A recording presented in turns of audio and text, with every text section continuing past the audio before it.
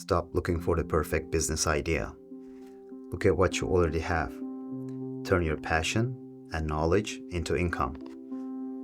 Hi, I'm Güney, by the way. I work in AI at Google, and I spent last 2 decades shipping systems that scale. I now help people launch one-person businesses designed to last by leveraging AI. The key here is that you don't need to be someone you're not. You already have everything you need to start.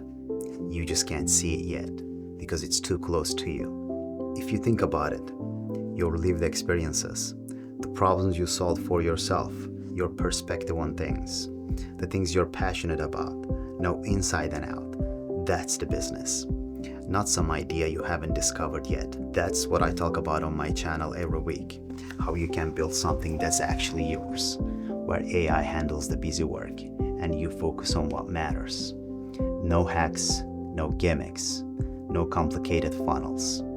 Just a clear path to building something online, starting with who you are already. If that makes sense to you, hit that subscribe button and I'll see you in the next one.